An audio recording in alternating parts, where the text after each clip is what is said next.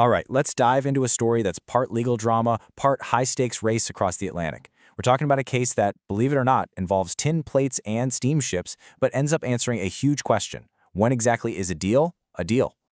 So let me ask you this. You get a great offer, you sign the contract, and you pop it in the mail. But before it ever gets there, the other person calls you and says, "Sorry, offer's off the table. Do you have a deal or not?" Well, the answer to that very modern problem comes from a business deal from the 1800s that went completely sideways. And to get that answer, we've got to hop in our time machine. Our story kicks off with a single letter, making a very, very long journey across the ocean. I want you to picture this. It's 1880. There's no email, no texting, no way to just pick up the phone and call someone in another country. If you want to send a business offer from Wales to New York, your fastest option is a boat. And that massive time delay is the absolute key to this whole story.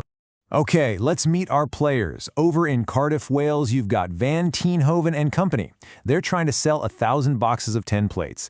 And across the pond in New York City is Bert and Company, and they're looking to buy. So on October 1st, Van Tienhoven puts their offer in the mail, and just like that, the clock starts ticking. What happens next is what makes this so interesting.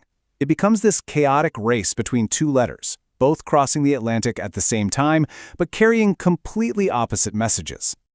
Okay, you really have to pay attention to the dates here because this is where it gets messy. October 1st, the offer goes out. But then, just 1 week later, on October 8th, the sellers get cold feet. They mail a second letter, this one revoking the offer. But here's the kicker.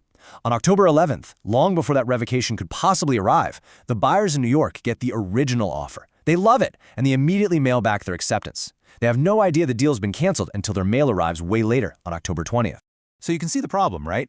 This timeline created an absolute legal nightmare, and it all came down to one single but crucial question for the judge. This is it. This is the whole case right here. On that day, October 11th, when Bert and Company put their acceptance letter in that New York mailbox, was a contract formed? Keep in mind, at that very second, a letter taking the offer back was already sailing towards them, but they knew nothing about it.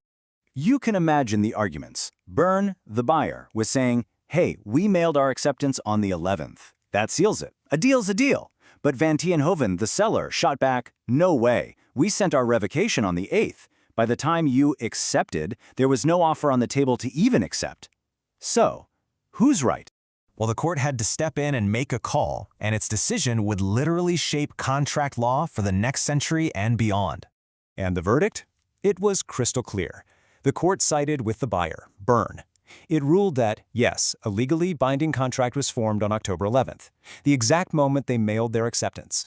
Now, the logic the court used here is so important. It created this simple but powerful distinction. An acceptance is legally effective the second it's sent, but a revocation, taking the offer back, is only effective when it's received. So the acceptance on October 11th happened long before the revocation was received on the 20th.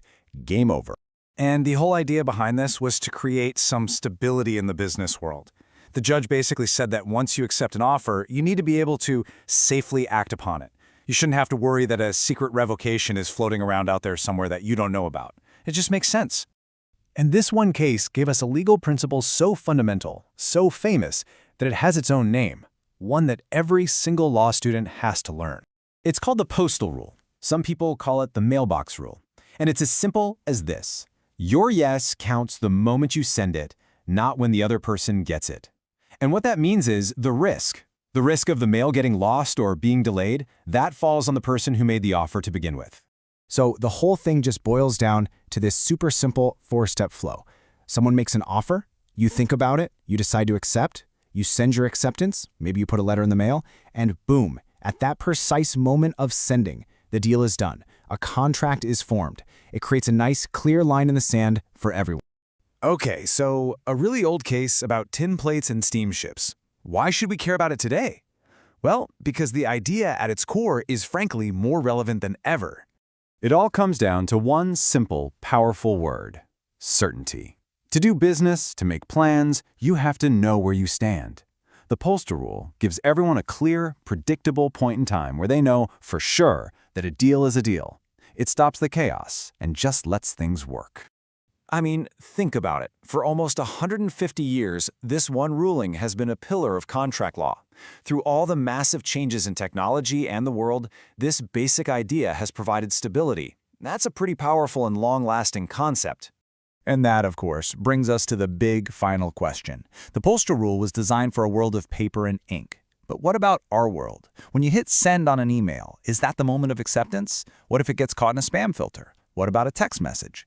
It really makes you wonder, does this 19th century solution still work for our 21st century problems? What do you think?